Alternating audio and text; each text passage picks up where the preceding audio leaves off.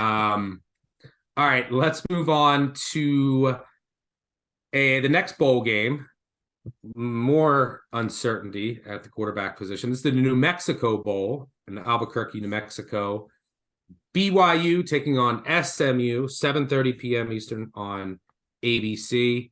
SMU is a 5.5-point favorite here, over under 65. This is the first matchup between these teams since the 1980 Holiday Bowl, which BYU fans will refer to as the Miracle Bowl, when Jim McMahon and that explosive BYU offense scored 21 points in the final 233 against the Pony Express SMU Mustangs to win 46-45. What a bowl game. Similar to that matchup, this matchup features two really high-powered offenses that can put up points in a hurry against really bad defenses. These are two of the worst defenses in the bowl field. Now, this would be an easy overlook for me if BYU's starting quarterback was playing, and it doesn't look like he is, Jaron Hall. Their backup quarterback, Jacob Conover, another guy who's going to Arizona State. He's a 4-star. He's no longer there. So now you're down to most likely the third-string quarterback, who was a former Boise State transfer, in Cade Fennegan.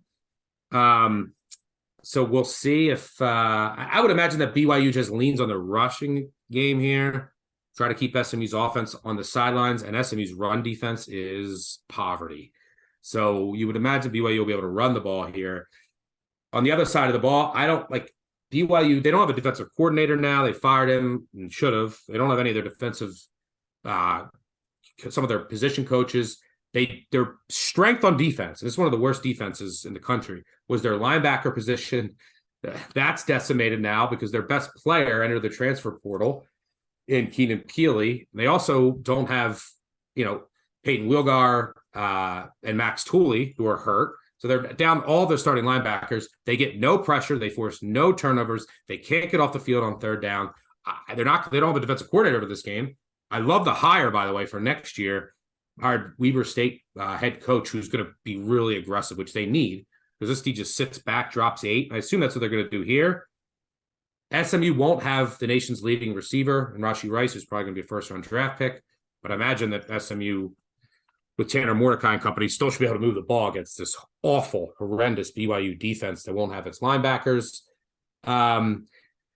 I don't know. I imagine BYU, it's tough to know what you're going to get from this quarterback, but I imagine they come out and run the ball a ton. They should have success doing that. Maybe they try to shorten the game. Maybe, I don't know. It makes me sick to my stomach to think about even looking at an under with these two teams, knowing BYU's defense, and SMU played a game that finished 77-63 in regulation. But, no Rice, assuming no Hall, 65. My thinking is BYU is going to slow this down and run it a ton. Maybe under. What do you see here? How is this game being played at night and the Vegas Bowl is not? I mean, by the fourth quarter, this game is going to be 29 degrees. Like that doesn't make any sense to me. But yeah, that's another feather in the cap maybe for the under. Yeah, the bowl. These two defenses are the worst of all the bowl teams. BYU's so bad. Yeah, BYU's dead last in finishing drives. SMU's bottom 10 defensive havoc, tackling, finishing drives. So that's why Stuck is scared about taking an under here. You have two teams that allow maximum amount of points once drives get past the 40-yard line. Kalani Sitake, BYU fired their defensive coordinator. He took over defensive play calling after the Arkansas game. They did have a coup in their new defensive coordinator coming in from the fantastic FCS team that makes the playoffs every year. So that'll change next year. That'll be a part of the handicap next year. But for this game, BYU's given up at least 26 points, including Utah Tech, the old Dixie State. All their issues seem to come through the air. They gave up 300 to Stanford, 300 to Utah Tech. Something in coverage was identified at half with Arkansas. This is why I say, I know they can be beat through the air, which should scare you with SMU in line, is because Arkansas identified something at half, came out, and KJ Jefferson threw the ball on first down every single snap in the second half, and they waxed BYU. So something is going on against the pass with BYU and SMU. Well, they get no pressure at whatsoever, and their own, the secondary is bad, and you get no pressure. The only strength of this team was their linebackers, who are all out. Yeah. And then I flip over to the other side of the ball. I've got problems with SMU too. I mean, you know, the prep for Probably this the worst run defense in the field. yeah. But the prep for this bowl game has been minimal, at least if you listen to Rhett Lashley, who is really trying to balance a lot of things going on here. He commented on his hectic workload from he's got to get stuff out of the portal. He has to go to these Texas high school football championship games because recruiting the state of Texas is the name of the game for his program, period.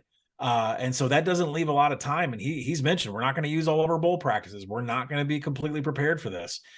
He's saying that this bowl game, just playing it, and this is what I thought was key in his press conference. Just playing this game is a win-win. It doesn't even matter what team wins. It's not going to dismiss what they did through the season, especially with us battling through so many injuries. And I'm just like listening to this, and I'm like, so Lashley's saying it doesn't matter who wins. It's just it's great that they both made it. I'm like, oh my gosh, like where's the fire? So the deciding difference in this game may be BYU's defensive ability to get some stops.